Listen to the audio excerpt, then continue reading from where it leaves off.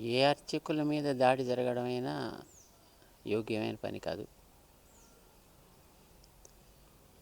అర్చకులు ఉండే వసతి, ఉండే పరిస్థితి, వాటిని అనుసరించి చెయ్యగలిగినంతలో వాళ్ళు చేస్తున్నారు.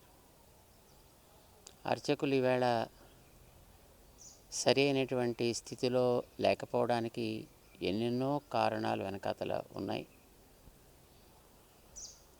వాళ్ళకి సరి అయినటువంటి విద్య లేకపోవడానికి, వనరులు లేకపోవడానికి కూడా వెనకాతల ఎన్నో కారణాలు ఉన్నాయి. ఇప్పుడున్న వాళ్ళని మనం దానికి దోషులు అని మనం అనలేం. వాళ్ళు వాటి స్థితిని పాడైపోకుండా పట్టుకుని కాపాడుతూ ఏదో శ్రమ పడుతున్నారు. వాళ్ళని ఒక క్రమ పద్ధతిలో సమర్థులుగా తయారు చేసుకోవాల్సినటువంటి బాధ్యత సమాజానికి ఉంది.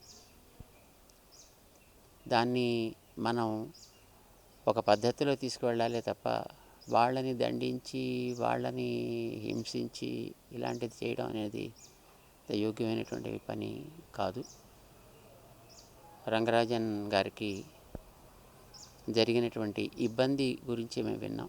దానికి వెనకాతల కారణాలు ఏమిటి అనేది మాకు అంతగా అవగాహన అయితే మాకు లేదు. కానీ ఏ ఉన్నప్పటికీ వాళ్ళని మనం హింసించి చేయడం అనేటటువంటిది సరైనటువంటి పద్ధతి అయితే కాదు.